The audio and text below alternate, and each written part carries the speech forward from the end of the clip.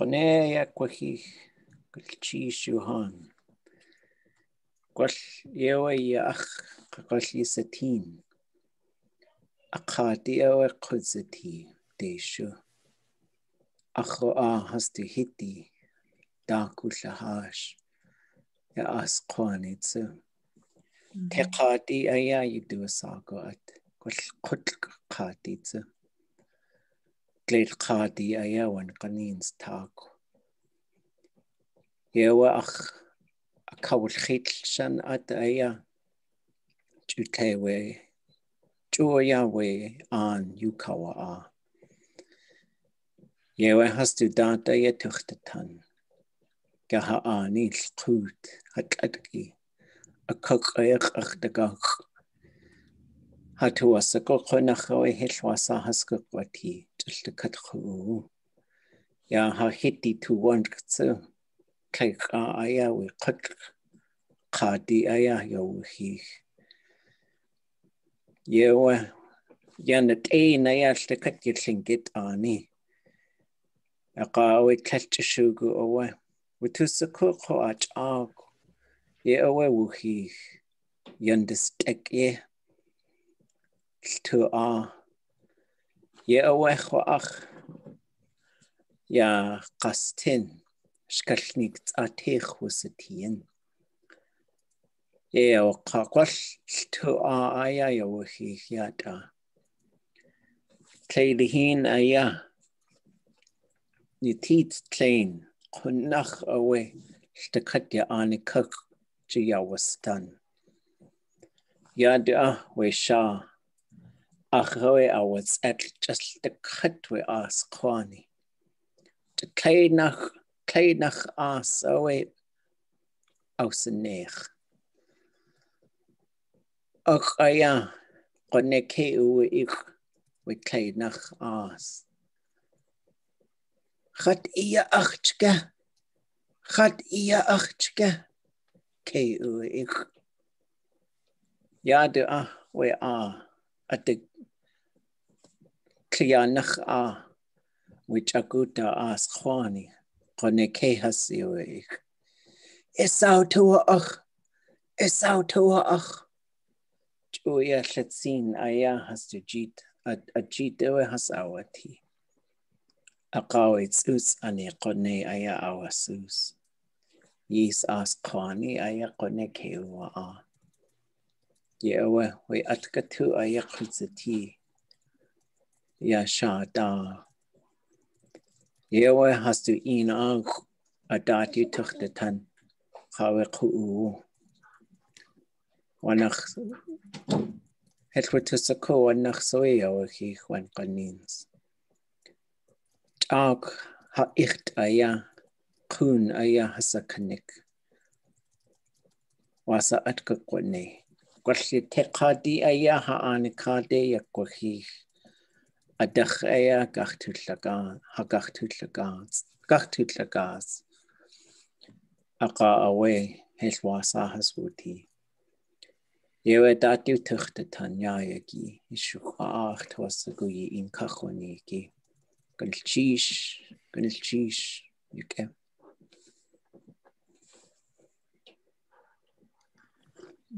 Gulchish. Oh.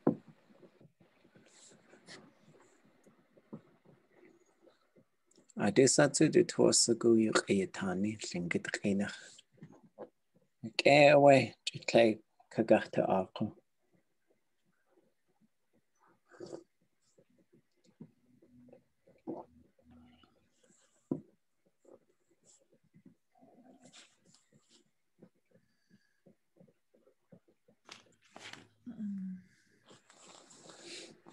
Ashquasaku wasa atune de shu koa achuni ku kusin de shu dach achunke kunach igu ayachwan kunach achuluk yata khosteni yutsikini Cheese.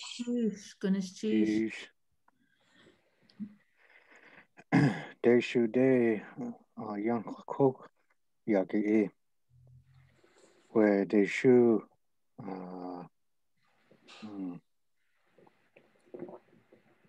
Nich dei ka yes dei young road. Where Alaskan Highway ya te ya sha te ya Watley.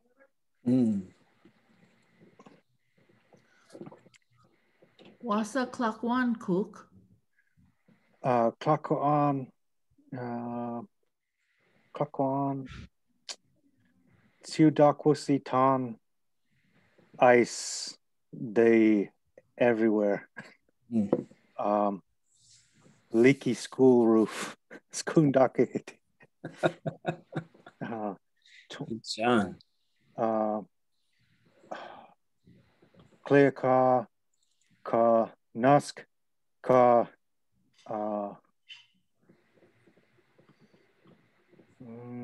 Yega Gwink mudslide. Wasatu Wasok mudslide. Huachach e Kune Katnik mudslide. Winnet ago. Tekadi. Sienaka. Tekadi. Tekadi. Kadi. Oh, geez. One kind Kadi too.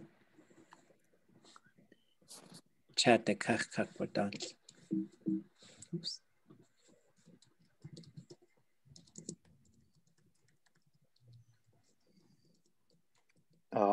Kadi.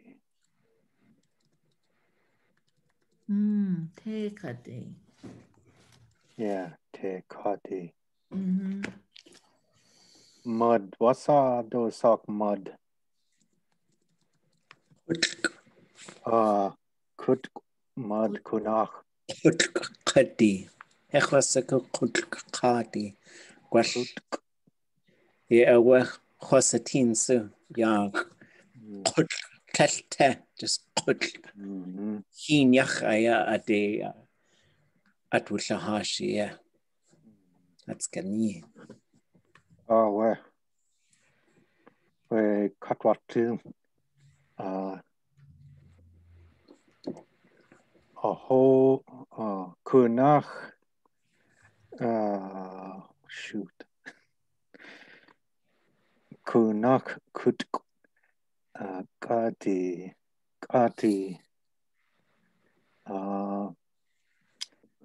side of the road. Deyach filled in. Oh, the shower hick. Shower hick. That shower hick. Okay.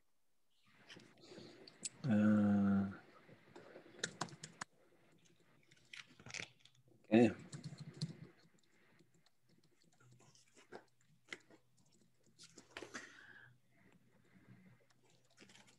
Kune. I'm not sure the word because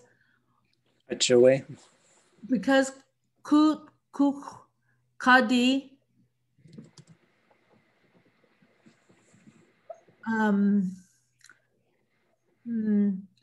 made us move from 19 mile, 7 mile, 4 mile. So what would you say because? Achue. And so like you could say something like Achue we tekati wuhi because the rock slider kati because it happened, we moved away. Yeah, and so one of the things I said earlier was we left. Yeah, well, wuhi is just sort of like it happened. It's a really generic sort of verb. So you could say like the kui happened. So that's all you're saying. And so and especially if you're using things as like a point of time, like this thing happened. And you could also say did it to us. So you could say like we tekati house like the landslide did this to us. And so there's a few different ways to sort of push at things to say that's the reason. Achawe is a really kind of a good start. So you could say like tekati ayawuhi, the rock slide happened. Achawe adachau shagas, and that because of that we moved away. And then you can also sort of put a little bit more onto it. So you could say, we tekadich hausene. The rock slide did it to us. Froze. You froze for a minute. Oh, whoops. So we tekadich hausene. So it did that to us. And so then you can, and so there's some ways to sort of put things a little bit more like this thing made us do that. So Achawe is a really good place to start. There's another one, which is a little bit more positive, I guess. So like,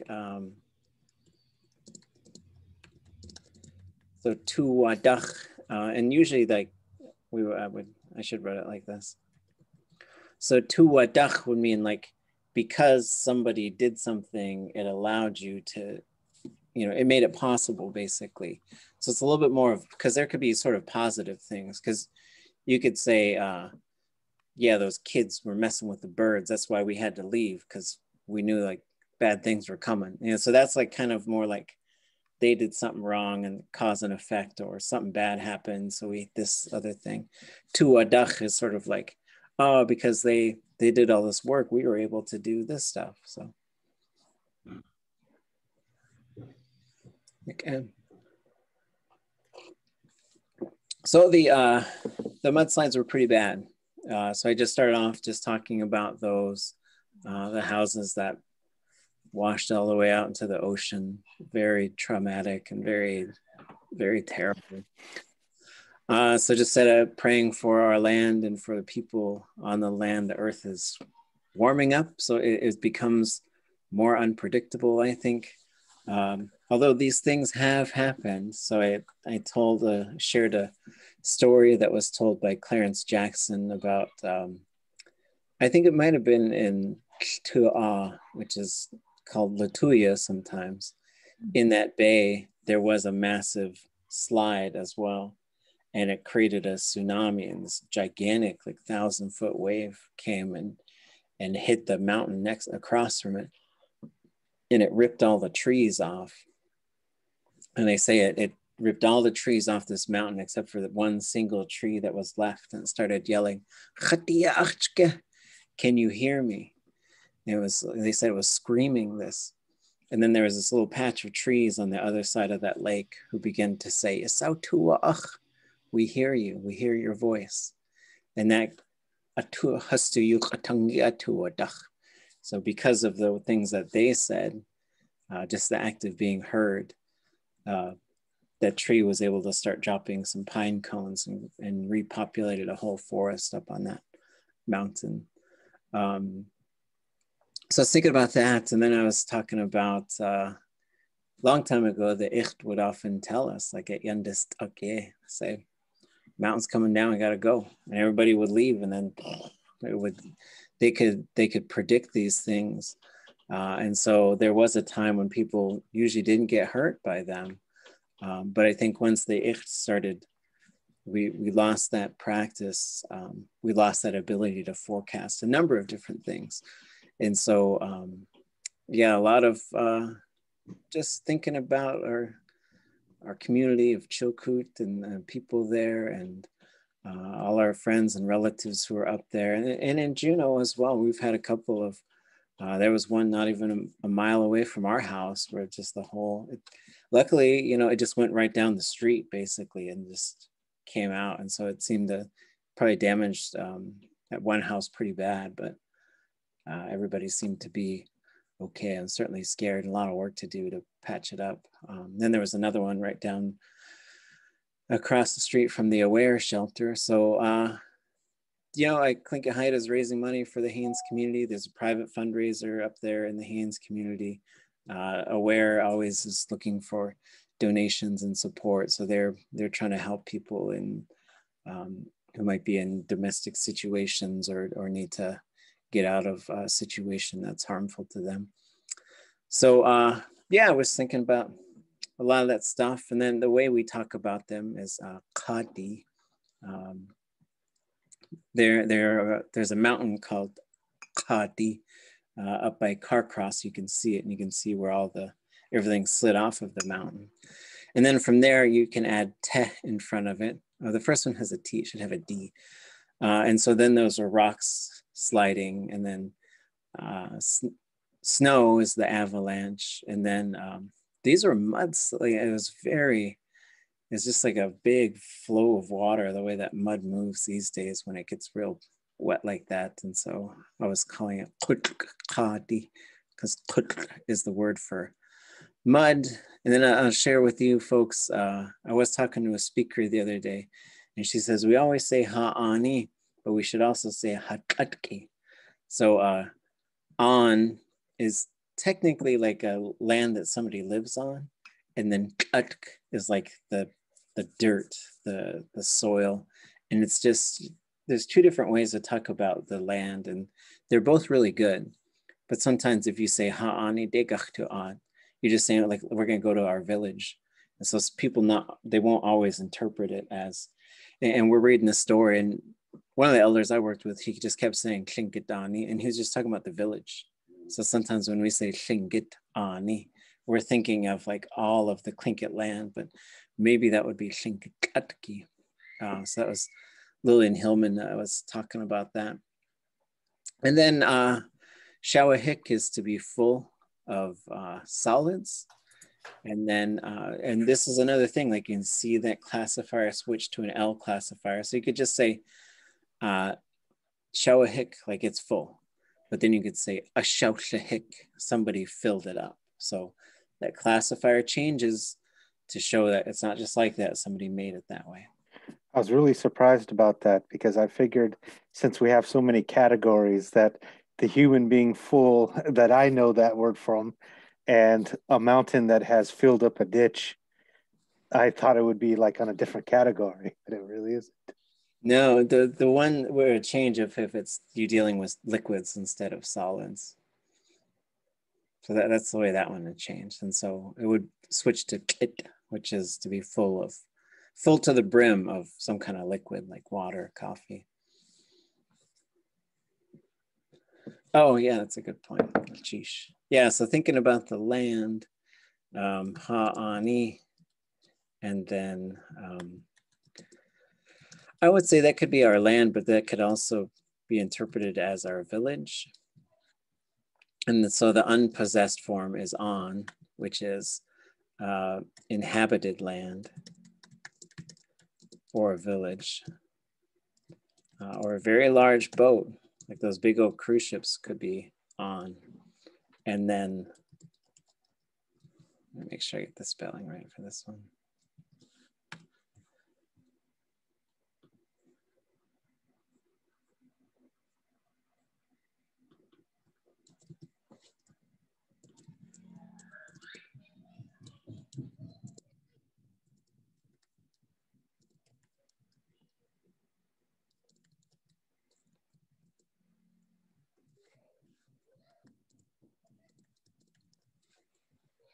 So that ʼatki.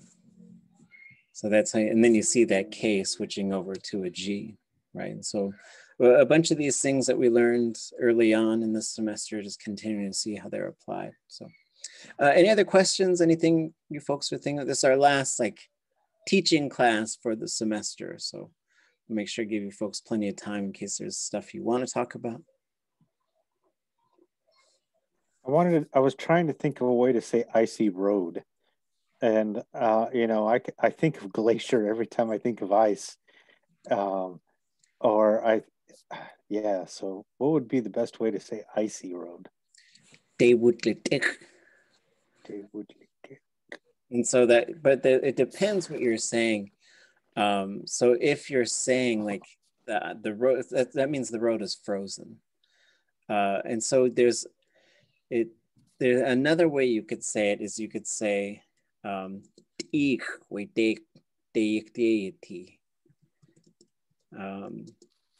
so we'll talk about like so this one I should back up. Hold on, let me do this again.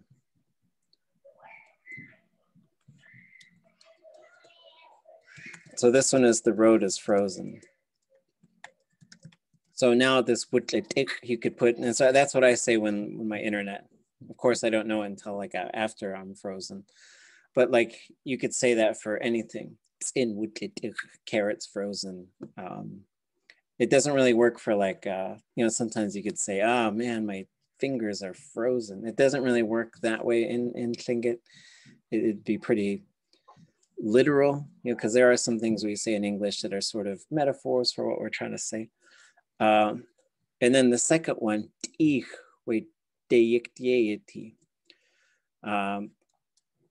so that one is, there is ice on the road. So this one you might be saying, if you're communicating to someone to drive carefully, like I think either of those would work.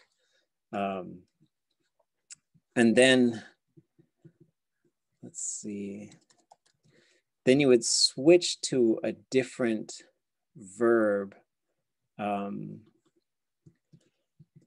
If you're saying, because if what you're trying to communicate is that the road is slippery, then you would say or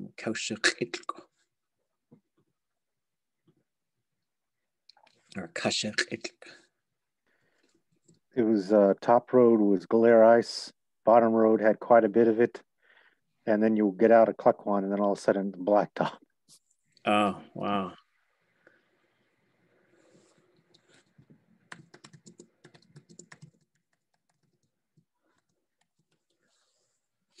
So yeah, that last one, oops, I missed something. Hold on.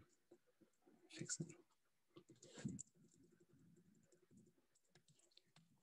So kashach is for something to be slippery. So it just kind of depends what you're communicating. And sometimes you might use combinations of these. Like if you're going to say, it could be like, you could use all of them, right?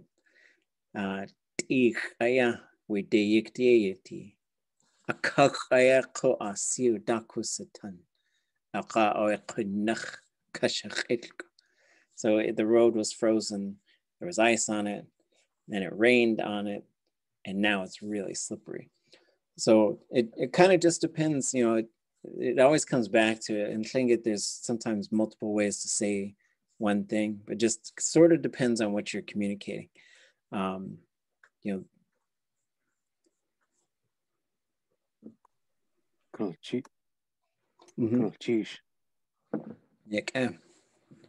Yeah, and so there, and as you guys go further, if you're looking for stuff to listen to, I know in De Laguna, and some of the consultants that she talked with talked about a number of different mudslides and stuff, and some things that happened and that pushed people to migrate. And then,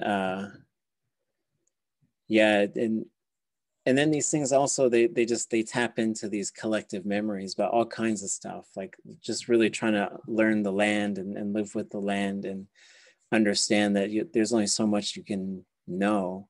The ʼawtuli.át was always the sort of the thing that kept people really in the know of things, but that's just not around anymore. But then if you go back, then there's all kinds of stories about glaciers. Like this whole area of Juneau was all glaciers when people came here. It was one of the last places to be settled. So Tlingit, they had settled all around this area, but it was so full of glaciers. But they had started pushing back when the Tlingit came up and settled out near Anjqaltsu, and then the Wooch came over and settled in a similar place. And then there's a couple of things that kind of go with that. Like if you if blood gets spilled, like quite a bit of it, I'm thinking, on the top of a glacier, that glacier will melt. And so they did melt the glacier that was going up the Taku.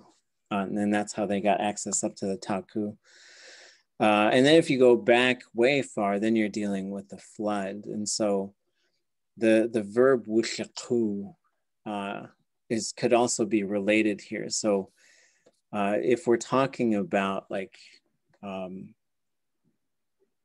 sometimes what happens is there's this big underwater landslide, and then the water will just flood way out. And so wutliku is for someone to throw up, and then wutliku is for the land to flood. And so that's where Tlingit, that name, comes from. Tlingit is because a big piece of the rock fell in, and the water came up and it washed out all these houses. And then if you go back on Qashiq, that's usually referring to the big flood. And so that goes back to a time when this okay, good. And so the stories there is that the water just rose up, and then this is going back, like if we really look at the Tlingit history, the way it fits together in my mind is Tlingit people come probably up the Nas, and they settled near the Ketchikan area. And so those are Tanta Tlingit. The language has no tone. So you know how we're always doing like the tone thing, like there's no tone. So they'd say hitten, and that's how they would do what we do for heen. And so it would just break the vowel right in half.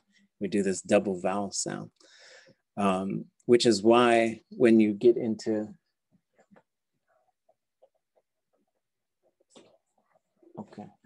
when you get into some of these verbs, you're gonna see that some of the verbs don't have a low form. Like, so you could say teen, tin, and that's usually the three ways that the verb root can change. But some of them, they don't allow a low version, but that's because they come from one of these hitten, one of these double vowel types of things. So this is probably before the flood. And there's probably Nanya Ayi and Qanakh Adi. And maybe those are the only two, I don't know. And then they start to branch out, but then there's a big flood. And so this pushes them back into the interior, although several folks stayed on mountaintops. I know the Daklawedi, they stayed on some of that, I think they split. Some of them went inland, some of them stayed on a mountaintop. Tashqaidi, which later became Shukachadi, we stayed on a mountaintop up on Tashqanakh Usha. Kikzadi, they stayed up on a mountaintop. And so people were living on these, they say they would make these rock piles, and then they would tie the rope to those rock piles. And that's how they would tie their canoes off, because everything had to change. And so there are some of these rock piles with those old ropes still around, some of these old mountaintops in Southeast Alaska, but we can't tell people where they are because they'll go mess with them. And I guess if you just touch that rope, it'll just turn into dust because it's 10,000 years old, And so eventually that flood subsides, and then people come back. And I think this time they came down the Shtukeen, and that's where they hit that glacier. And then they sent some people under. And I think that there were Nanya Ayi and Qanakh Adi, and by this point, I think there was Deshitan at that point. Daklawedi also, I don't know if there's Daklawedi before the flood, because I think they go inland and then they find this Dak Shao, and from that they get Daklawedi. But then only half of them go under this glacier, and the other half were, as Judson Brown would say, we were too scared to go under that glacier. We're like, no way. So they went back to the interior. And so that's why you have inland Tlingit, and that's why you have some clans up in Klukwan where the only other ones are way down south, like around Angoon and stuff. It's because they did this big sort of migration like that.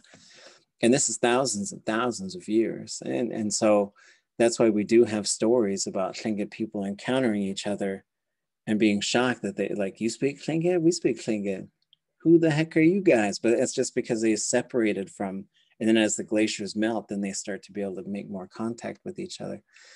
But I think when they came back to the coast after the flood, they either hooked up with some other group, but they absorbed some other Na-Dene language. And it's all coming from probably Southwest Navajo country, somewhere around. And then that's when tone gets brought into Tlingit, because then you get Sanya Tlingit and you get the Northern Tlingit, and they have tone. And so the dialect, it really unlocks a lot of this migration. There's still some interesting things, like why there's this A to the E switch. So and there's another one, U to Iu. So there's some verbs where we'll say nuke, and people from Cake will say neek, and some verbs will say tu. We being, I'm not from Cake, so sorry. And then Cake folks will say tiu. But there's a lot of dialect things shared between Angoon, Cake, Southern Tlingit, which would be, true Southern Tlingit would be Prince of Wales, and then the kind of Wrangell, Petersburg area. And then you go up, Yakutat has some of these similar things, and so does Tesla and Carcross, but not in between. So there's some other like fun migration stuff that's been going on this whole time. So like, I think about this stuff all the time, like how does it relate, and how do we keep the dialects going, and how does it relate to everything? And you know, the land pushes us around, and it's nothing new, but it's also, we should be paying a lot of attention to what the land is doing, and probably speaking the language out on the land, because then maybe the animals will give us some clues. I'm sure like there's some raven out there. It's like, I was calling you guys and saying like, here it comes, but you know. You know, it was this class that I realized how much people in Klukwan elders sound like a lot of people from inland. I never realized, I thought it was so different, but it really is a lot more different south of us. Yeah, that connection is really interesting. So, and there's all kinds of things that I've known, you know, like the gamma sound still being there. So it's more faint, but you do hear it. So for example, I might say you satine, or I might say chet yi satine, y'all see me. So yi satine, Y-E-E-Y S-I-T-E-N.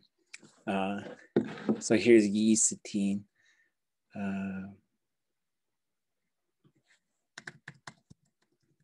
So that's how we would sort of say it and write it, you know, northern Tlingits.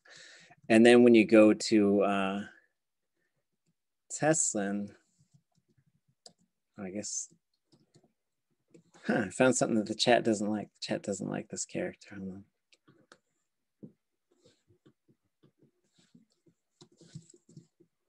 Let's see if I can paste it in there. Oh no, I guess not. Oh, there it is. Okay. So then, so ye satine, and that second Y is really hard to hear, I think, sometimes. Ye satine. But if you go to Teslin, they'll say ying satine, like that. It's almost like a Y-E-E-N-G is what you're hearing, that ying satine. And so, but there's a number of other things that you catch in Klukwan. And I think this all has to do with what was very strong from Klukwan was going up into the interior.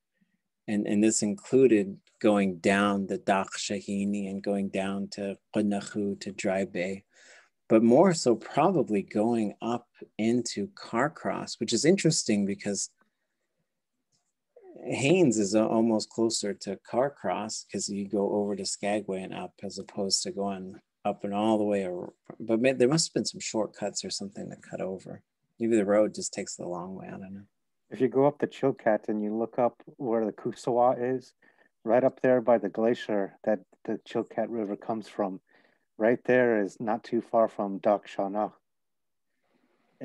by that trail. So, I mean, I don't think we went that way. That's probably treacherous compared to going the 3 days down to Haines and going out to, Dai. Yeah. Well, it's probably because, yeah, and that's, especially in the wintertime, that stretch between Haines and Skagway that's no joke. And then, that it's a pretty small stretch of water, but boy, it gets really bad. So, Okay, anything else you folks were thinking about? Questions? Anything like that?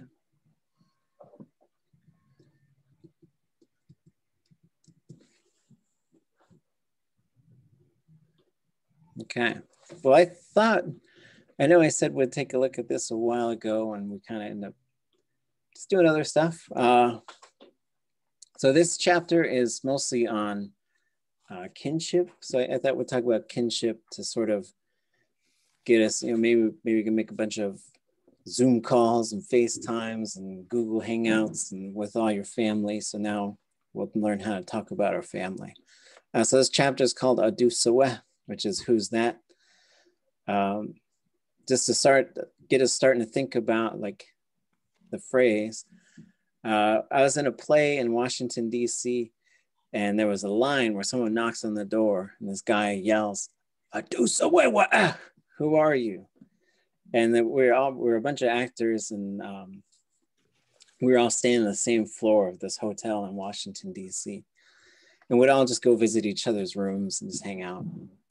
We were on Alaska time, so we're always up till 2, 3 in the morning because we didn't have to go to rehearsal till 1 in the afternoon.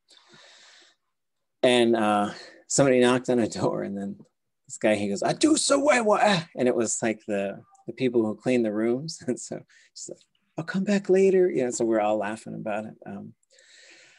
But so going through, and so here's a chunk from that mosquito story, right? Just continue to think about migration. And this mosquito story, I think also maybe is before the flood. Like this flood is like such a big time reference on either side of it. Shugunach adeyu ʼawtuli.át ya Tlingit. Shia dehini yishkashnik ya ihki nach aya hot house duck ya ihki. So the things that happen, this ʼawtuli.át is like something happened to us. And there's a number of different ways to talk about things happening to us. There's a version of this that also means like the ways we're related to each other, which is why I picked that phrase for this part of the workbook. Shugunach is in the beginning. So it's a fun way. There's these little things like, how do you start a story in Tlingit? Claydahin, once, it was one. One day. Like those are 3 ways you could start a story. Shugunach is saying like the first thing, like right in the beginning. So it kind of depends on what you're talking about, right? And then Tlingit, Shiyadehini, oops, that needs an E. Shiyadehini So Shiyadehin is a verb that means a bunch of, to be lots, to be plentiful, usually of living things. But I've heard it used for like talking about money and stuff like that. But there's sha built into this verb, which is a head. So the literal interpretation is like a bunch of heads moving together, right? Then it has an I after it, followed by ah. That means the ones who are this. Shiyadehini the ones that are plentiful. Kletzini the ones that are strong. Yakei the ones that are good. Yeshkashnik, so the story. So he's saying like, there's lots of stories, right? And it's interesting because like, when you look at how this is translated in Hashuka, it's a bit of a loose translation, right? So that what the Dauenhauers wanted to do with a lot of their translation work is they wanted to show people how awesome the language is, but they also wanted to just show like, these stories this is big time literature. This is on the same stage, on the same level Shakespeare, or whatever else anybody's got. And so sometimes when they would do the translation, they would take a few liberties to say, okay, this sounds really good to us in Tlingit. We want it to sound really good in English. But then that's why it's fun to sometimes go through and do a bit of a word for word translation. So there are many stories. So the stories are numerous, maybe. Yeah, ihki nach aya. Ihki is downstream or south. So we talked about this. What's the opposite of ihki? Anybody? Naki. Naki, right? So naki is upstream, ihki is downstream. If there was a place where there was these two little islands, one was north and one was south, then one would usually be called naki and one would be called ihki, of whatever, right? ʼawtuli.át, ihki.át. So they also mean north and south. But we didn't really use north and south to talk about like which way to go. It was more just sort of like in the context of this one's more north and this one's more south. Ihki ani is sometimes used to talk about the lower 48. But also you'll hear ʼawtuli.át ani, which is long feather land. So like that's sometimes the name used for Native Americans, you know, who are from the lower 48. But it's also a Kagwantan name. Hot house duck. So here's this ha one that we also looked at here, this place around us. This is the same one you use for hagu, hade, yakehat yagudi. Those are all using the same ha, but sometimes it's taken a suffix, de, ti, right? There's kind of a couple different ways to talk about people moving around and migrating. So ʼawtuli.át, the verb root of that is the house post. So yeah, I've heard of ihki kwan.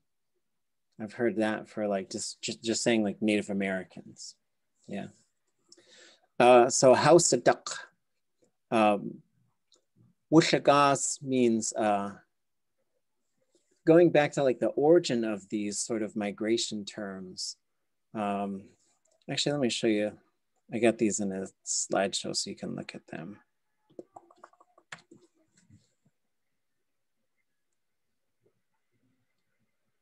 Just gotta find where it is.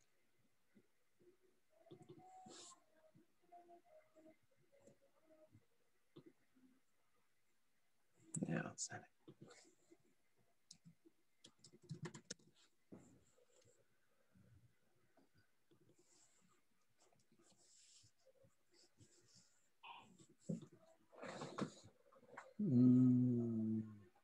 Okay, here it is. Sometimes I want to show you folks a slideshow, but it's got like a million other things on there. So this is this verb here, right? And so it means to just permanently move. So here you could say kewsadak, kewsadak, moved away from here.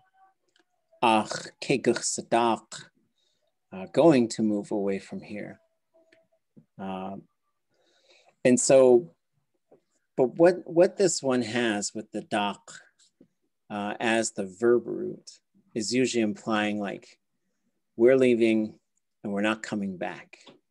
So this verb is often like when we're talking about the ways we moved, like maybe there was a big fight or maybe there was a big thing that happened and the people decided we have to go live somewhere else.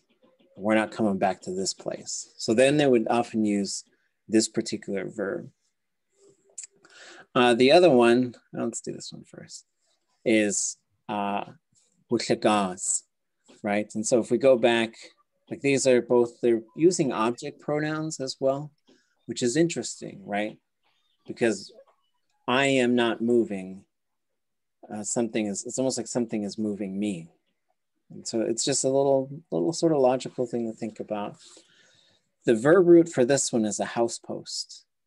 So it's almost like we're going to go put a new house post somewhere. So this one, it's sort of like we're moving, but we're not exactly sure where we're going. So it doesn't seem as permanent as house ʼawtuli.át. It's more like, well, this clan house got too full. So we're like, well, we'll go find another place. Or we decided we needed to expand our clan to some new territory. So it would usually be this one. So we see ʼawtuli.át, ach ke guch yadach ke haguch. And so it doesn't mean you're not coming back. It just means we're going to go. The last one does use a subject. Oops, this should be S. And so the verb root for this one means to move some stick-like objects. Because like we're going to take the sides off of the clan house, go to fish camp, use that to build a camp. We'll be back. And so this is one that means to migrate temporarily. Like I'm going to go to my winter house in Hawaii. I'll be back in the summer when I get my fish. So yeah, so that's what we're looking at the beginning of this chapter. Next semester, we'll do some more with motion verbs. They get complicated kind of fast. And then he says, so hat house duck, when we migrated here, ya ihki, the south. And so in his mind, he's thinking about like the southern migration up to what is now Tlingit. So we'll just practice this little dialogue. We won't really break into groups, but we'll just sort of, we'll go through each one a couple of times. So this is the verb for they knocked on the door. Everybody say, "Kau de gwash." How to gwash. How to do- How to gwash. How to wash. how to- what? Kau de gwash. How to what? And that's how Johnny made the sound for knocking on a door. Ooh, ooh, ooh.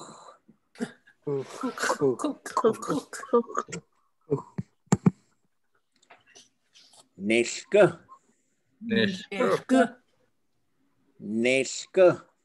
Neshka. So neshka is come inside. So you cannot say this unless you're inside. If we're both outside of the house, I shouldn't say neshka. I should say hit yigu, right? But just for now, remember this one is come in. Could you say neshnakut? The T falls off in the command form. Ah, neshnaku. Yeah. Yeah, there's a couple of them. Walking, so goot. So you could say nesh uagut. They came in. So that would be the form. Or you could say nesh kakwagut. They're gonna come in. And so we see the T on there, wugut or uagut and kakwagut. But in the command form, it falls off, which is just, there's a couple of them that do that. So you always say nagu or gu. But you shouldn't say nesh naku. It should be nesh gu. We're going to get to that next semester. We're going to unpack motion verbs. But some of them are going to be na. Some of them are going to be nothing. And it's predictable. The other one that does that is qanu. So qanu is sit down. But there's a K on the end of that verb that falls off for some reason. Because you could say wunuk. Or you say yekwanuk. Wunuk is they sat down, and yekwanuk, they're gonna sit down. Okay. Adu sawe. Adu sawe. Adu sawe. Adu sawa. You only got a little bit of time. Maybe 10 years from now, everybody's gonna be speaking Tlingit. So now you forget someone and you should know who they are. So you say, Adu sawe, and no one will know. Only your Tlingit speaking friends will say, oh yeah, you forgot that person, didn't you? There's someone though where everyone will be like, you don't know who Tlingit cook Adu sawe. It's me. Khataya. Kataya. Khataya. Kataya. And technically, yes, my grandchild, but whatever. Ach, Ah.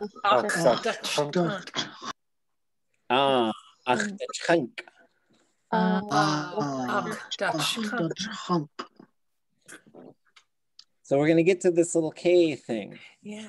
This is the same one that makes the dog little and everything gets little and cute. And so all those little kids, they're just pinchable. Pinch, pinch, pinch. And that's what that K is doing. Because Dechchan is grandchild. But it's an endearing thing. So when you say, Dechchan, you're just loving them up with your words. Kesh ʼawtuli.át.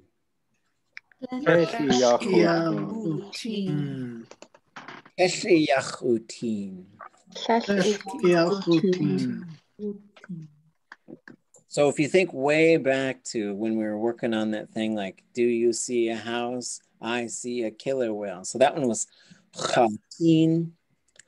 So chatin is I see it. But when you put ya on the front of that, I see the face. But this one, kesh ʼawtuli.át, is kind of literally saying, I didn't see your face. But you're really saying, like, I didn't recognize you. And I'll tell you guys a funny story. So the context isn't funny. My Auntie Ruth Casco, she was so sweet, so fun. And she gave me like one of the best answers. I was like, Auntie, do you speak Tlingit? She says, well, I am Tlingit. So I was like, got it. That sounds like her. Yeah. So when she passed away, so I went to Cluck-Wan. I was like, well, I gotta go to her services, you know. And I had long hair, and I had cut all my hair off when I moved out of Skagway. I was living down in Kasan. And so I went, and I was happy to see everybody in Cluck-Wan. And my mother, she walked by and she looked at my face, and then she just kept walking. So I said, Mom. And she looked at me, she says, oh, you're so handsome, I didn't even recognize you. And I said, what does that mean? It hurts my feelings in multiple ways. Okay. So she would have said this one.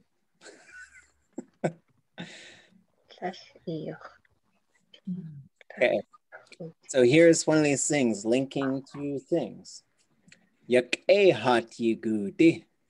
ʼawtuli.át. So it's good that you have come. So there's that ha again, this space around us. Wasaway. Wasaway. Wasaway. Wasaway.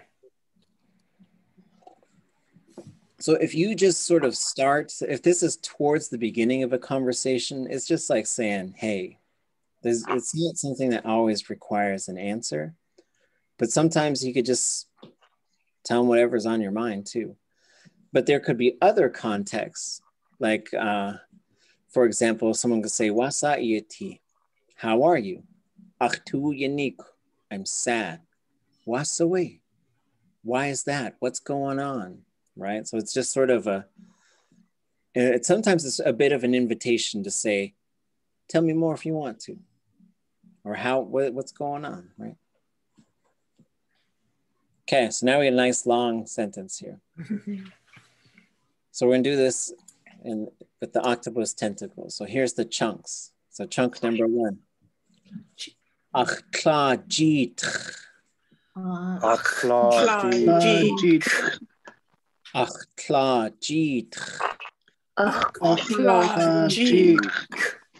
So ʼawtla, my mother, ʼjit, from her hands or possession.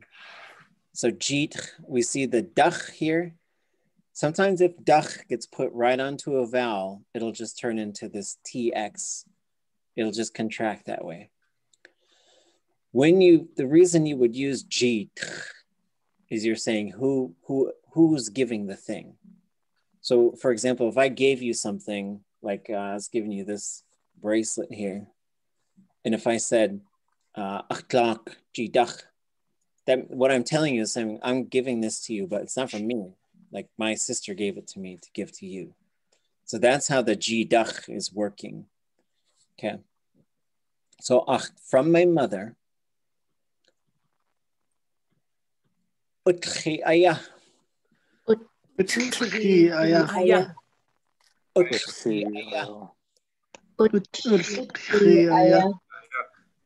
So it is ʼawtuli, which is boiled fish, boiled in a specific way, very few ingredients. Hot chose'in. Hot chose'in. Hot chose'in. Hot chose'in. So we keep seeing this hot pop up, right? So that means to this area. In this case, chose'in, I carried a container with contents in it. So it could be a pot of soup, cup of coffee, glass of water, bucket of berries, anything that has something in it that can spill usually would be se'in. Okay, and so next semester we're also going to get to carrying verbs, how to use them. So like there's these rules about like this hot part does something to the motion verbs, specifically this letter T. Okay, this letter T, it'd be different if it was day instead of t. But we'll get to that. This teaser, stay tuned. Next season, right? Okay. So the whole thing, ʼawtuli.át chose'in.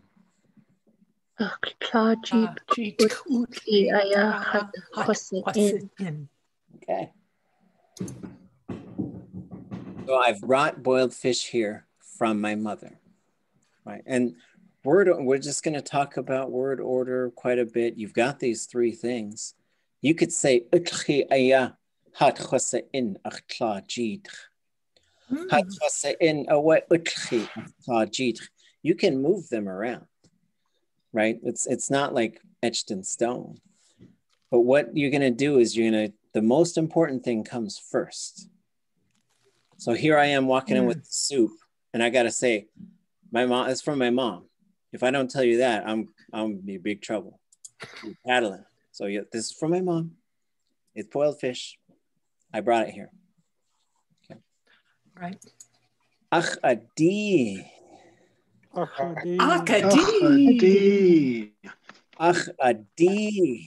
ʼawtuli.át.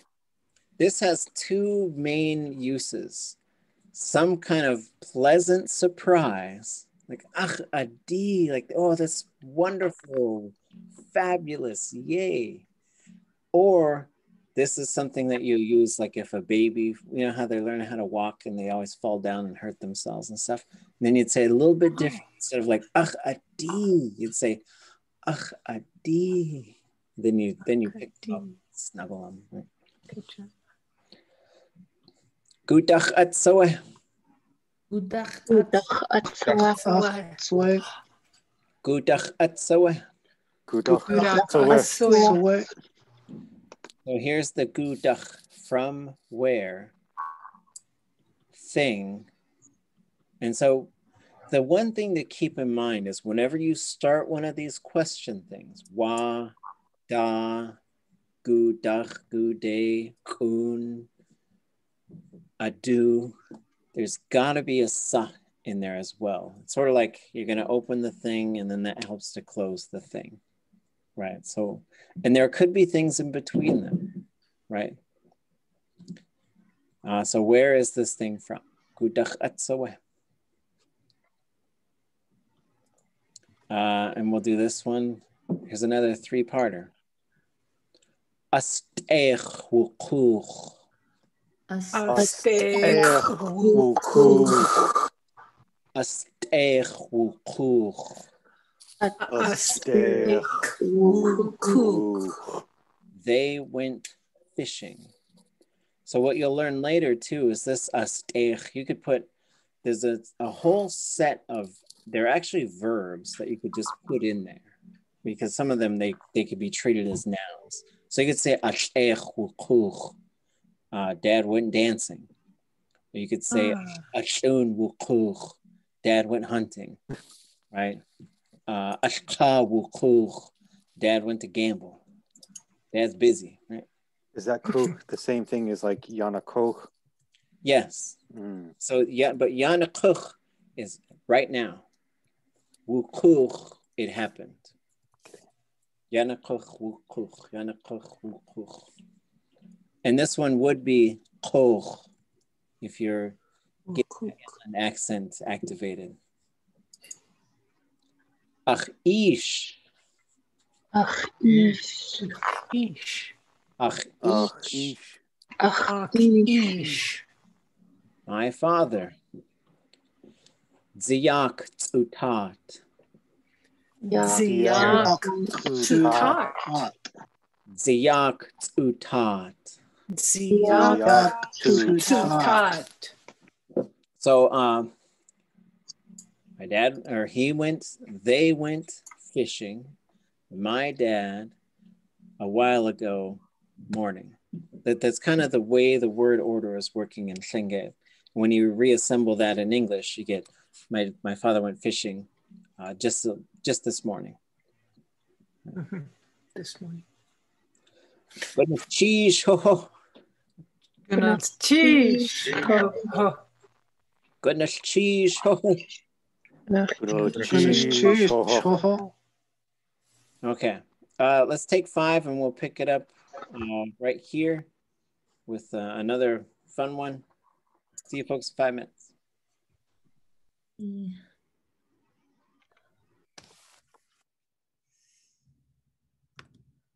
Oh. Okay, I got 5-minute break. Emily, where you at?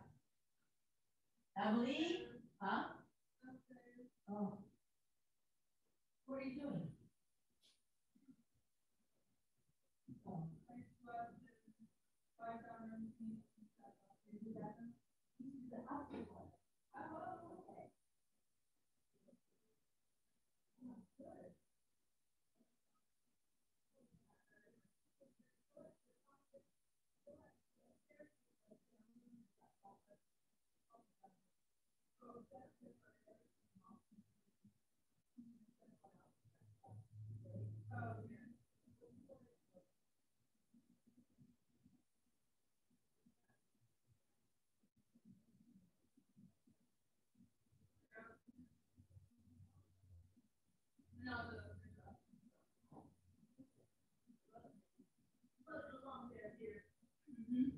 I'll go get the trash can.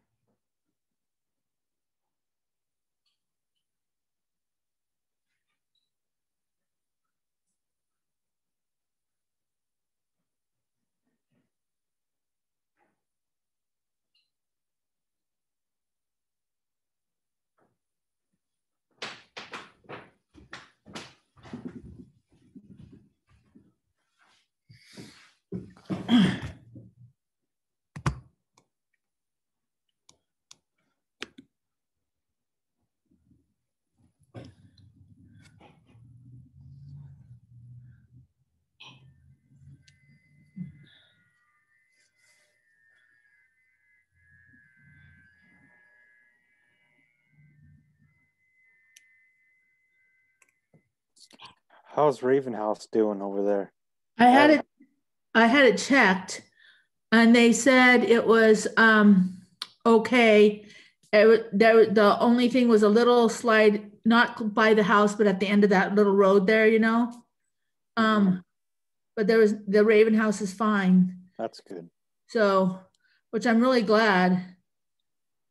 I had my brother do some do a French drain around it, and work on it a while ago, like a couple years ago when we went and were redoing it, and so that helped, I think. But okay. That's good. Yeah.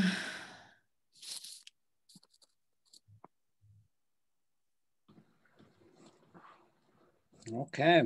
Sheesh. Let's finish this conversation.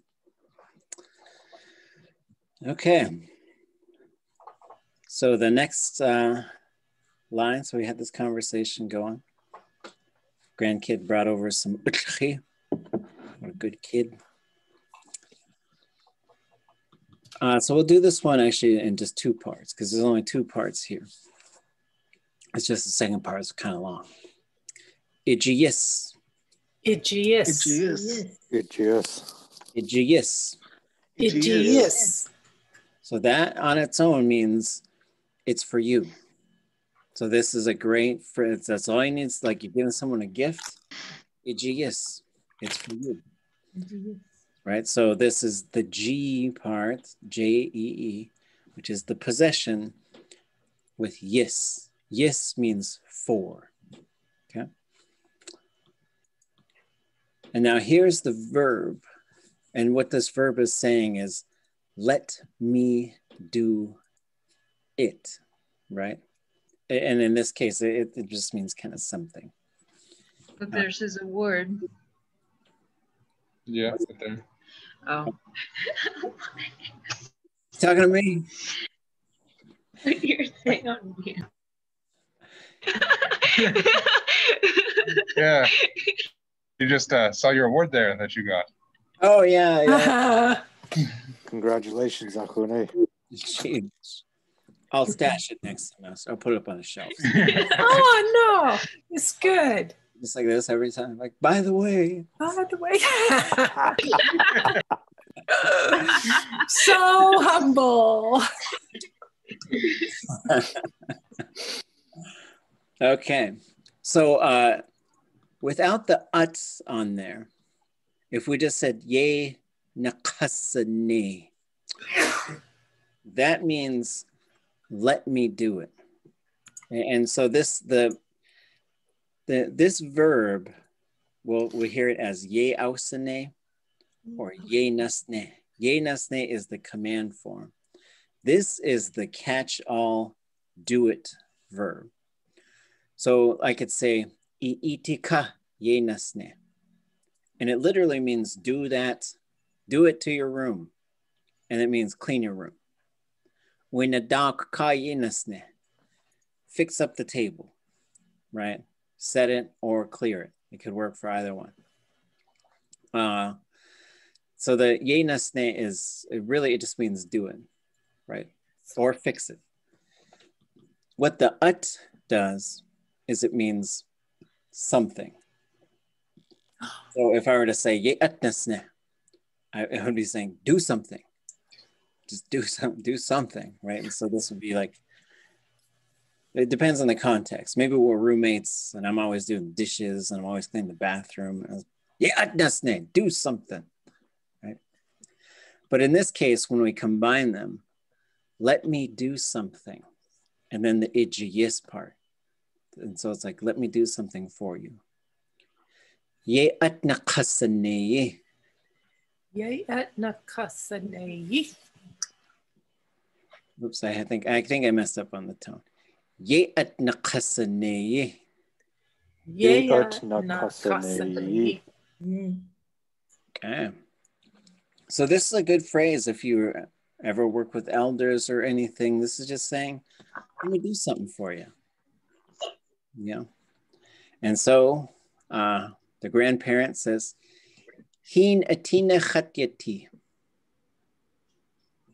Hin atina chatyati. Hin atina chatyati. Hin atina chatyati. So here's another one of these fill in the blank things. Itina chatyati. I need whatever. So you could say, Dana etina chatyati. Hida etina chatyati. I need atcha etina chatyati. I need water. I need food. I need money.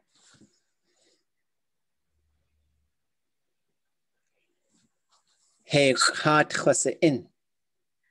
Hey chat chasein. Hey chat chasein. Hey chat chasein. Hey.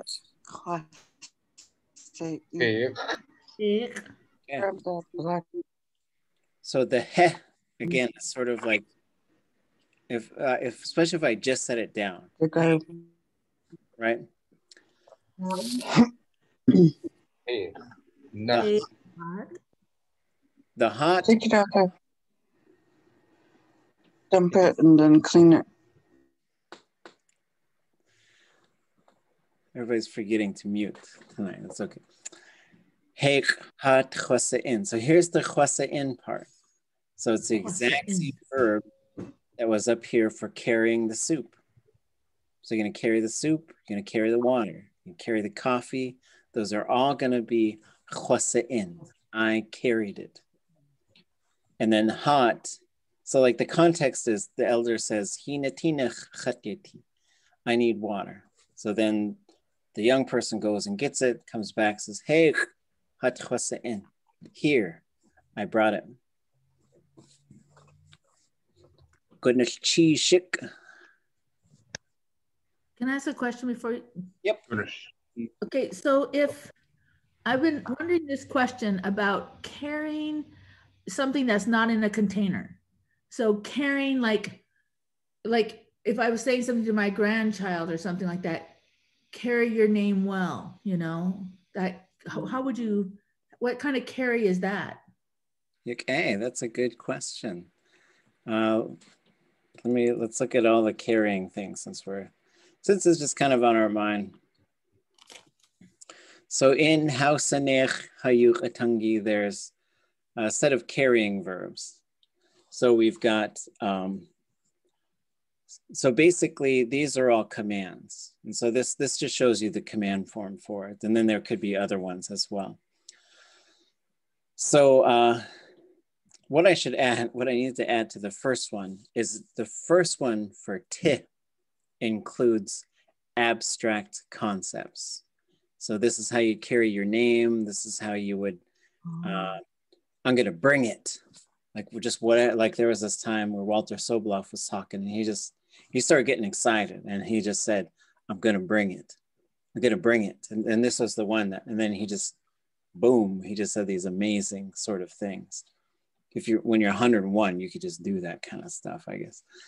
But so this one, so then you would say, Kedain at nati isayi. And so I'll show you a couple of different parts that are in there. So maybe I'll use a document for this one.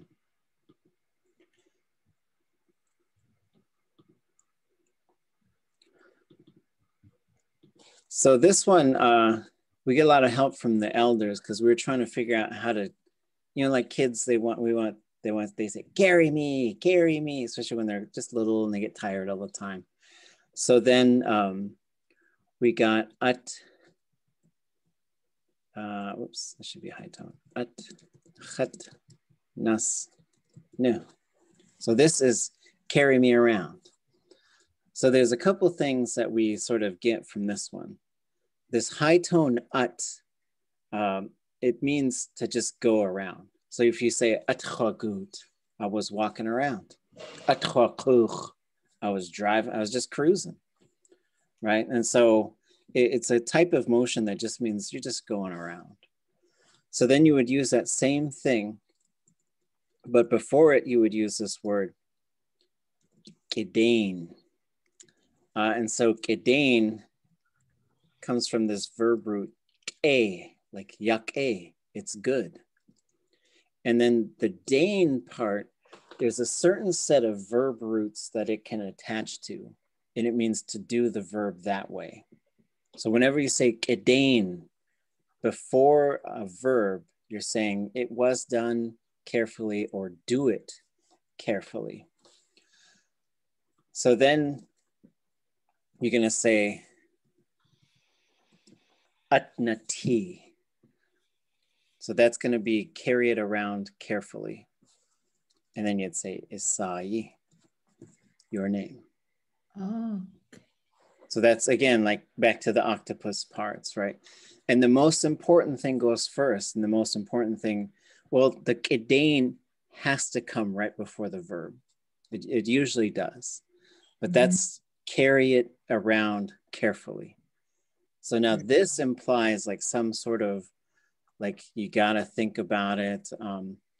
Because when I was saying stuff for my kids and the elders heard me say it, they said, you're really just saying like, take me there. But the kids are saying like, carry me around. Just, I don't wanna walk, carry me. Yeah, that's a good question. Okay. Thank you. I've been trying to find that, so thank you. Yeah, and so there's a couple things. One is that verb works for, so you say,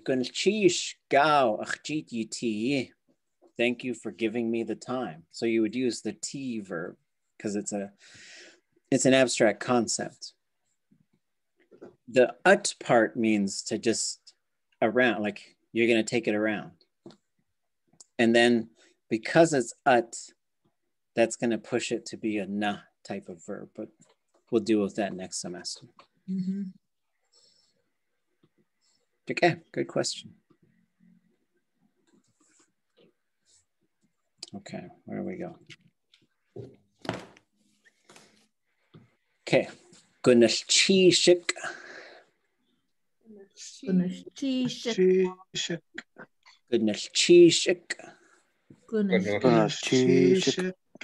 So it just gets one of these, it gets sweetened up by this thing. Gusu'ikla. Gusu'ikla.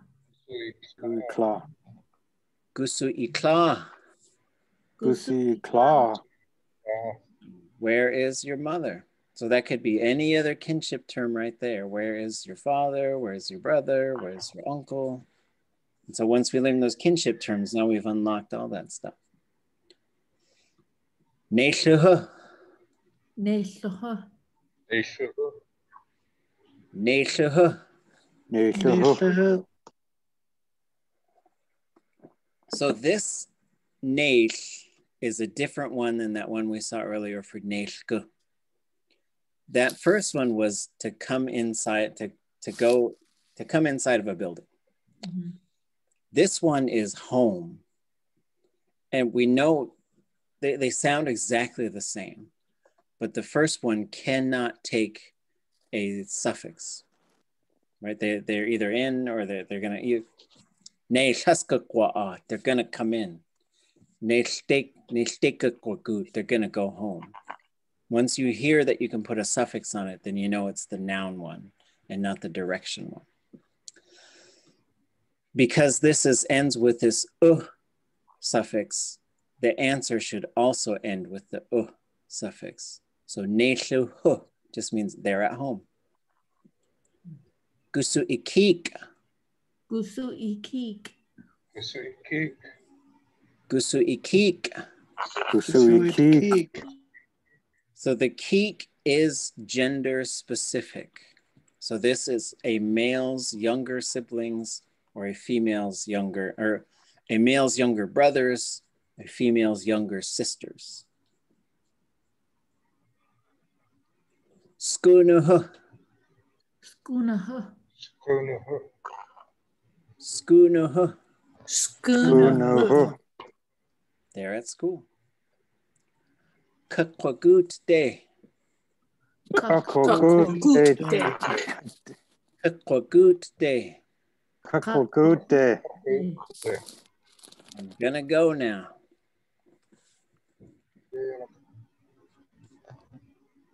So echande kakwagut sekank.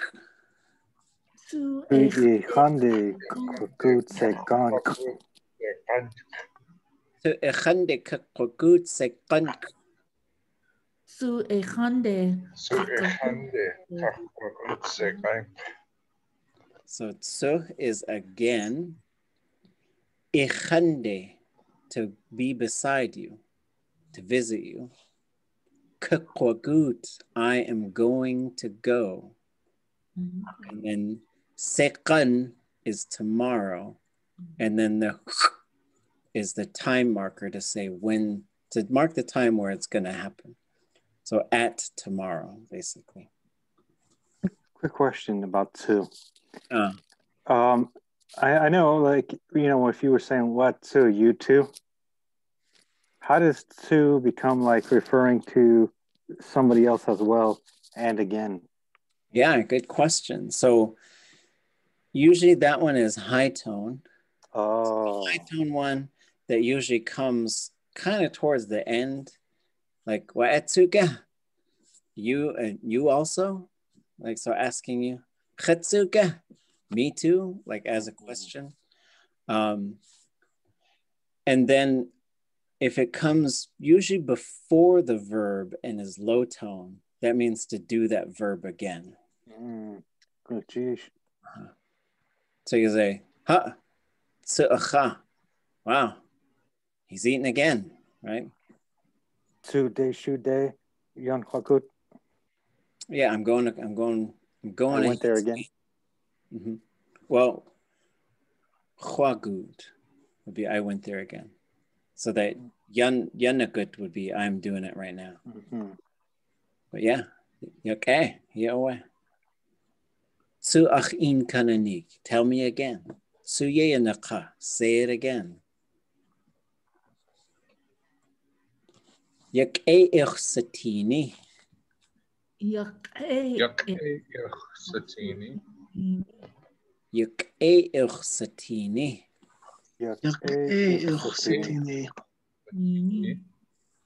Tsu hagukwan. Tsu hagukwan. Tsu hagukwan. Tsu hagukwan. So yes, again, come here, may you.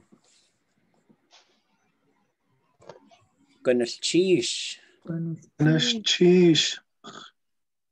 Okay. Okay. Any questions? I have a question about hin iti nachat yati. What would be the most natural way to ask if you want water? Yeah. Would it be hin dutawasagu, hin ge itinach? How would you do it? Yeah, it's a good question. Because at the heart of that is like how do you ask a question? Because it's not, I was at a thing and kids were coming around with like a picture and they're saying, Hine tuasagu?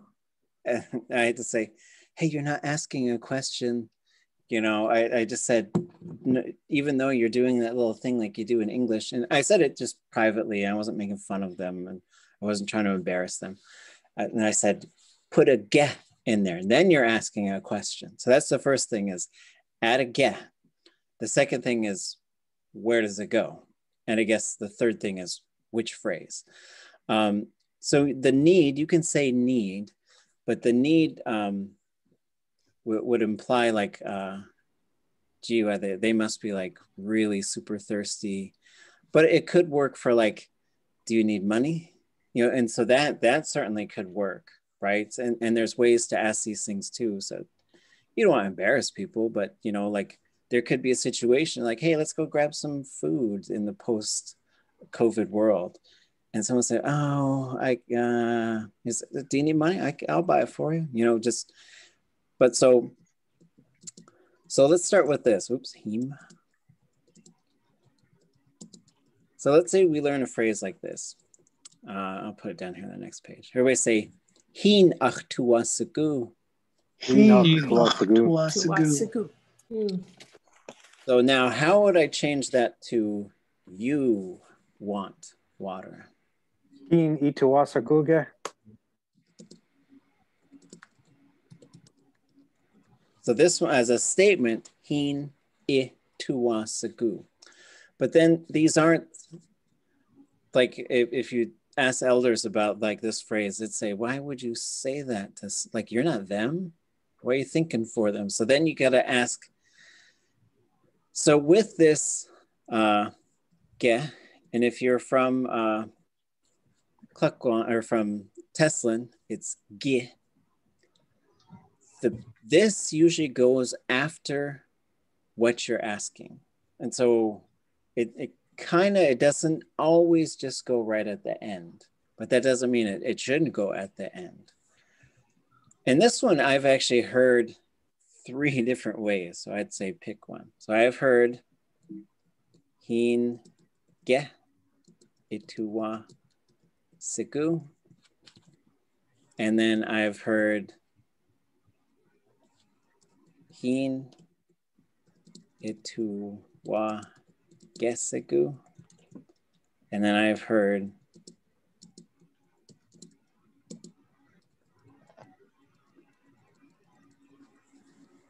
all three of these from different speakers, right? I would probably say the first one, because for me, the question is about the water, right? And so, and then we go to this one. So we'll say hin. I don't know why that N is hard for me to type.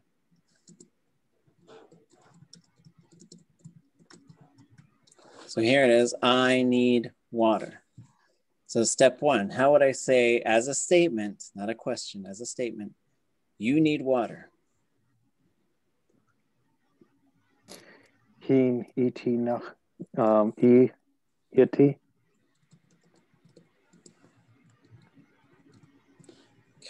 Okay.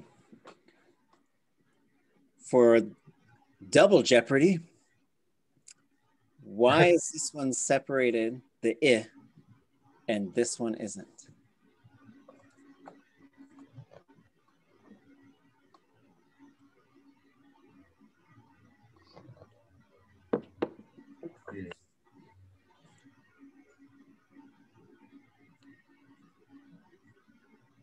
Tuwasigu is.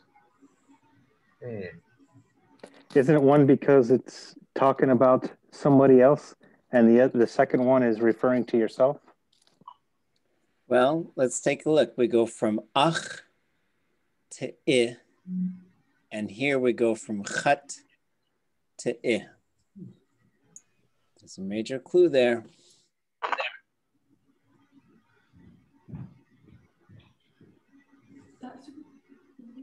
The high tone. Not the high tone. So the ach and the I are possessive pronouns.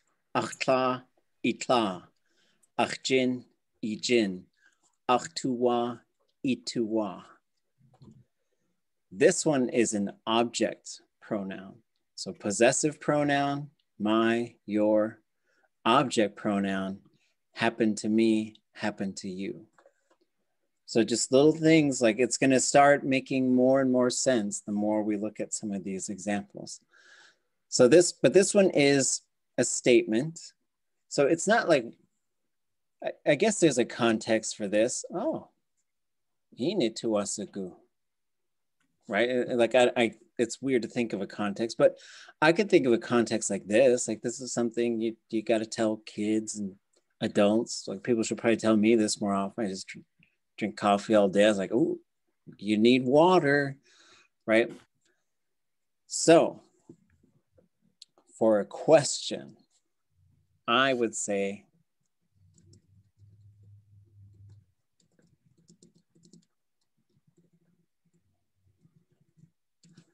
that's where I would put it. The reason I would put the ge right there is because, so we've been looking at these sort of directional things, right? And there's this thing, ite. Did we talk about that? What is ite? The remains of something? Yeah, the remains of something. Chus ite, footprints. Atcha ite, crumbs from where somebody ate. Gun ite, the charred earth where the campfire was. So this one is ite plus nach, through the remains of something. I don't know why, but that is how it works. And that means that you're in need of that. And then this is one of the things you can substitute. You say, dana eti nachat eti. I could also say, du iti nachat eti. I need them. I need that person. And I've heard this said from widows. Hastu iti nachayati. That was Nora who said that after Richard passed away. She said, when another friend who speaks came to visit and she was just talking about it. And she said, just not too long ago, I lost my husband. And it was really interesting, the verb she used there, because that verb says, I did that. But, you know, I think that's just the way the language kind of works with. And then she says, we really need our significant others. So because of that, the itinach, this verb is locating someone in a specific place. So this is the same thing. You say like, I'm in Skagway. I'm in Klukwan. So I am there. It's a weird sort of thing, but that's why the ge would go right there. Same with these other ones. Once you learn how to say like, ach eat yan uwaha, I'm hungry. So there's another, we'll just do one more. So here's ach eat yan uwaha. So this is a possessive pronoun. We should be able to spot that. Ach eat, to me. So to say you are hungry,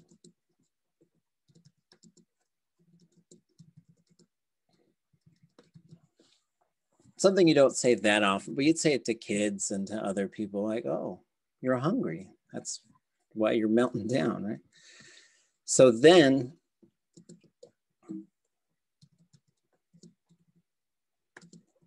this is where the ge should go. And so just sort of continuing to look at this, we're just looking for how does the thought work, the Tlingit thought work? Because when I was learning Tlingit, I would just put the ge at the end of every sentence. I was like, that turns it into a question, just like a question mark does, but that's not really how it works. So eat ge yan uwaha. To you, is it to you that hunger came? That last one you had before this one, if you're just one-on-one inside of a room and you're only talking to one person, is it necessary exactly to say ʼawtuli at the end instead of just asking them te hin itinake? Well, I think you need the rest of the verb for that one. Because if you said hin itineke, it's just saying like, is it where the water was? Or it's just something where the water used to be. So it kind of needs, that one I think does need to be together. I see, okay. Thanks for that. Yeah. And then, yeah, so this ge. So let's take a look at a couple more things here. Just, I forgot to keep the chat open when I switch screens. So here's ge, right? So what this does is it says, let's just make this thing into a yes or no question. That's really, it's only for a yes or no question. So you can throw it into anything. Yisukuge, do you know? And so it's always going to be some yes or no question, no matter how we're sort of using it. But the other thing is we learn these things like awe and aya. That is, and this is. And so when we put some kind of noun in front of it, we could say hin awe and hin aya. That is water, this is water. To turn those into questions, because this is awe is made of two things, and we. This is, in linguistics, we call it a focus particle. It doesn't really mean, it just says, pay attention to this thing. For example, when someone gets a new name, Guka and everybody says, Guka. That's what the thing is at the end of that. And then sometimes you'll use it just to say, you're just putting just a little bit of focus onto whatever you just said. And it kind of has this unique function here to say, awe, aya. This is where the ge goes here. Like it's a specific, this is kind of sometimes there is a specific word order.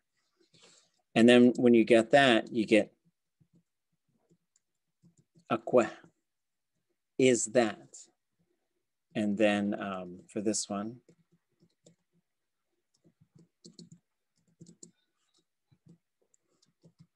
is this.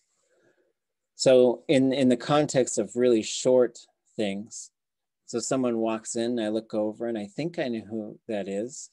So I could say their name, right? Kashakwe, is that Kash? Itlaakwe, is that your mother? Right? And so that's, and then there's, when you get into stories and stuff, you'll see like it gets, there's other combinations like giwe and akshe and things like that, which are just a little bit more shades of maybe is it, is that maybe, perhaps that's what it's called. So that you could start to string these things, some of them together. But Akshe. Akshe, is it maybe that? So she, what does that refer to? Oh. So kshe is probably. Yeah, right? I've heard of kushe, but not. Yeah, so kushe is probably, but then it could be used in a question, right? So you could say hin akshe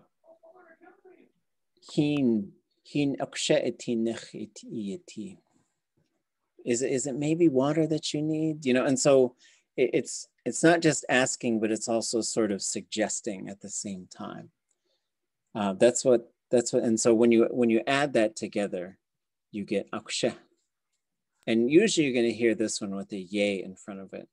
So someone will say, ye akshe. Is that maybe what it is? These are little shades of meaning type of thing. It's kind of fun to mess around with them. It's just about the same as yekwe. Yeah. Ye akwe is sort of a straight yes or no. And then ye akshe is that what, and I guess if I said ye akwe, I'd say, is that how it is? But if I said ye akshe, that's probably how it is, right? And that's kind of how I would translate those two different things.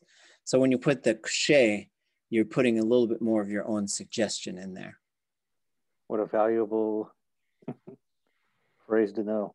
Yeah, right. Because then you say, because the more you speak, you got to sometimes just throw some things in there to say, maybe, right? Or I think, and it's actually really fun because moving from intermediate to advanced means you're going to have to learn how to speculate. Well, this, you know, and that's why I like to talk about, I know some people get grumpy when you talk about the clans and stuff, but I think it's really interesting because we should know how to talk about that stuff. And I think if we don't talk about it, then we're not going to know how to talk about it, especially in Tlingit. I mean, so, okay, good stuff. Good questions.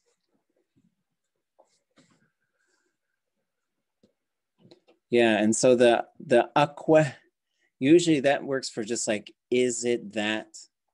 And akya, is it this?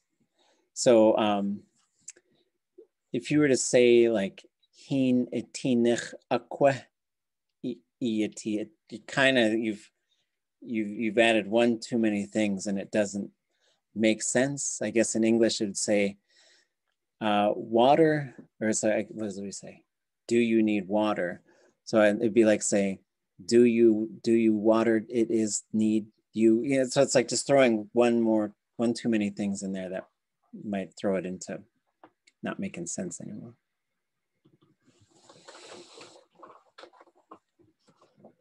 So in our last 10 minutes here, thinking about kinship is really important in Tlingit. And so there's a couple of, I just want to touch on some larger concepts. of how kinship works in Tlingit.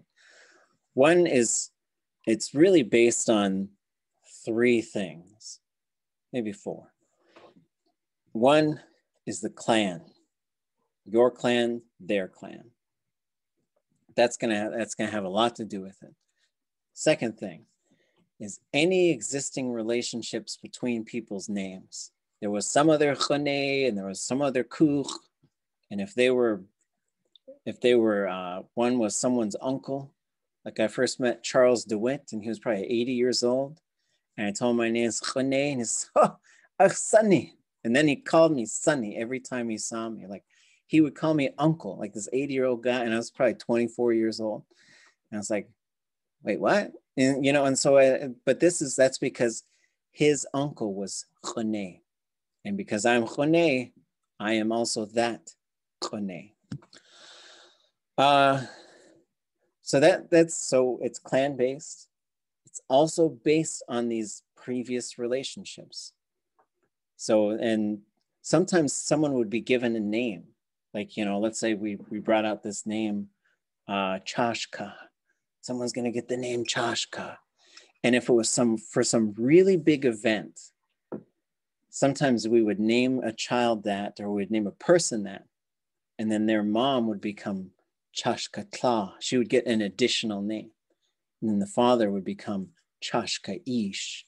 So sometimes when really big events happen, 3 names would go out at the same time based on that event. That's why you have names like, there's a whole bunch of Ish names and a whole bunch of Tla names. And then there's Hitli Ish, and then there's Hitli. And usually that Hitli is a Ravenside name. Hitli Ish is an Eagleside name. The third thing is it's based on personal relationships. So someone can take on a kinship term. There's plenty of people, I just call them grandparent. Even they're not my grandparent, not even through the clan, but I just became really close with them, working with them all the time. So I'd say, and there's another one, she wants to call me, she calls me brother. She says, no, you call me Glock, even though, you know, she's 80 years old, right? So I was like, okay, you'd be my sister, it'd be awesome. Let's see, maybe was there a 4th thing? And then the fourth thing is your family, like your biological, you have a family within a clan. And so this, I'm also talking about like how it works, the lineage, and if you become adopted and then you become Tlingit, you fit into this lineage. So it's important to know. Okay, was there a question? A couple, I guess, in my mind. Something I wonder if I do wrong, but I just remember people doing that like you're talking about in the 80s, especially. Like somebody from, let's say, Takunedi, and they have the same name as my little sister. I might call them, you know, Tlaki, or, you know, whatever it might be, even though they're not Ganachtedi, even though they share that same name from the lineage, they're still my sister, even if it was someone Tlukakadi or a Kiksadi. Yeah. Right? Yep. Yeah. Absolutely. Mm-hmm. Yeah, so yeah, same, and that same thing. And so sometimes it's a clan-based thing. So a lot of my friends in the interior who are, some are quite a bit younger than I am, and I'll call them Shishk because they're Daklawedi, right? And just and a lot of times you're honoring your literal grandparent, your like mother's father, by continuing to call all those Daklawedi people grandparent.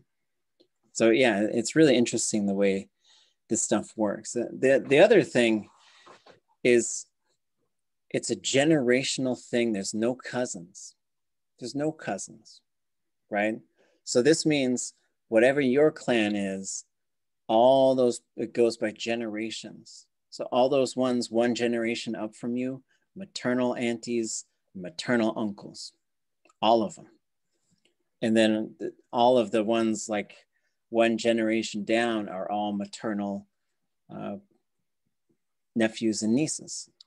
And then those ones that are in your generation, if they're in your same clan, those are all brothers, sisters, all of them.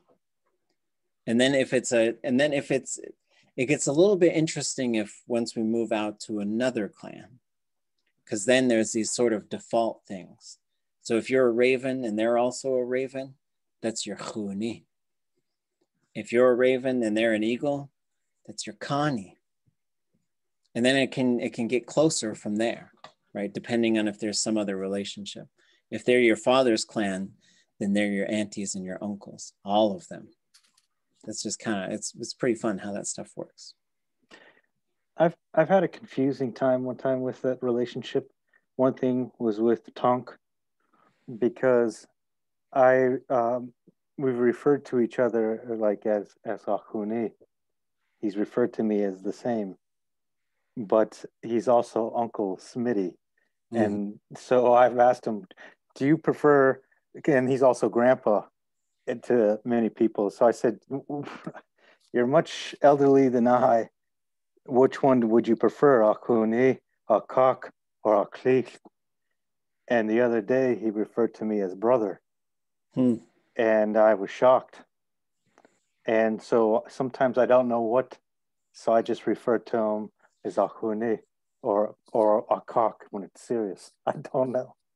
Yeah, and so some of it's going to depend too. Like, is this a public thing or is this a private thing? Because if it's a private thing, he's probably just going to call me liar, you know, and it's fine because we're just laughing, we're having fun, you know. And so the kinship term sometimes changes, and sometimes it changes in good ways where like you become closer with someone, and then sometimes like people grow apart. And so that kinship thing, like I used to call that person my brother, now I call him just friend, right? And so those things can happen. And then when it's dealing with someone who is, the other thing that the kinship structure shows us, the higher you go, that's where the authority is. So you don't send your corrections up that way. You say, yep, okay, right? And then you don't send the commands up that way. It all goes down, right? So this is just something else that you learn. And then sometimes those dynamics, and there's people who talk about this stuff too. It's not just that situation, but how does it change if someone ends up becoming a teacher of their clan auntie and uncle, and you know, you still have those relationships, but sometimes they have to, not in the language, but just the relationship itself has to adjust a little bit. And so it's really just, it's interesting stuff. I would recommend Achak for a formal setting, and then whatever he says for the, you can, and kinship works as a greeting as well.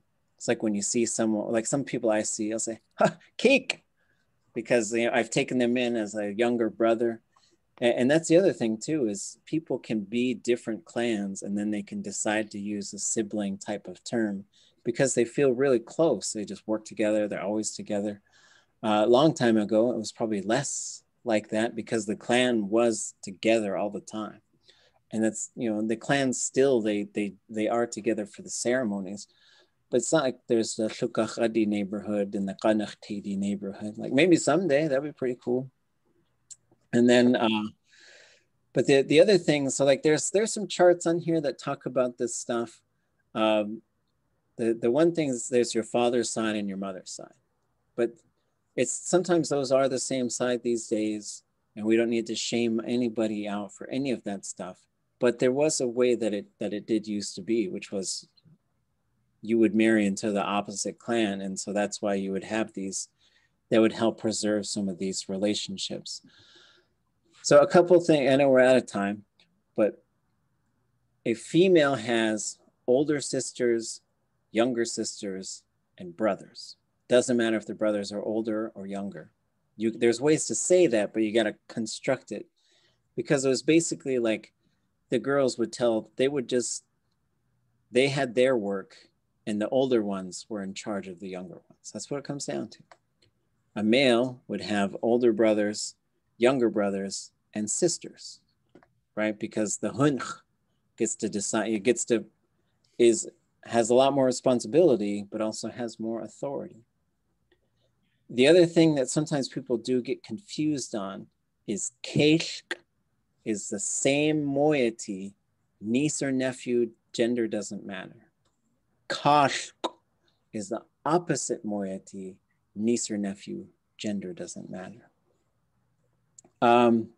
So this chapter goes through to, and it adds to some of the phrases that beginning Tlingit covered earlier. So here's aya, gusu, adusa, and then the ʼawtuli was up there. Wasayati. So a whole number of these verbs that you've already learned in these phrases, you could now throw a kinship term in there to start making it more complicated. How is your father? How's your auntie? Right? What's your paternal auntie's name? And then I'm going to skip ahead here to these charts, show you kind of how to map this stuff out, because it does get complicated and it works different than it does in English. So this is designed to help you. The dashed lines are what should be in the way that things traditionally are, is the opposite clan. So when I say opposite, that means the opposite of raven is eagle, the opposite of eagle is raven. And so this one is female, and this one is male. And then here, this one was kind of fun. It's real tiny, but this is how you can decide. It's a flow chart to see which kinship term you should use for somebody. And so it's just kind of fun. So it's like, one is their previous relationship. So was somebody related to Khane somehow, then that's the one you would use. So if, and same with like, if anybody's ʼawtuli.át, I'll probably just call them grandparent. Right? Anyways, fun stuff. It's been a great semester, folks. Tuesday, we're not going to record it. We're just going to get together and you folks will take turns reading your letters. I'll share some information on how we can stay connected for optional conversation study groups during the break. It's always good to just tune in every now and then. And then the university is worried about registration. So if you can register for next semester, you'll have a chance through Blackboard. I'll probably just send you folks an email because you can, and hopefully you will, rate this class, give feedback, what worked, what didn't. That helps us because the university looks at that stuff. The letter should be about 1 page. Double spaced is fine. And so it'd be nice if we could see it. So if you don't mind sharing your screen or sending it to me, because sometimes it helps us to just be able to follow along. And it's not recorded, so it's just something that you're just sharing with the group. Okay, any other questions?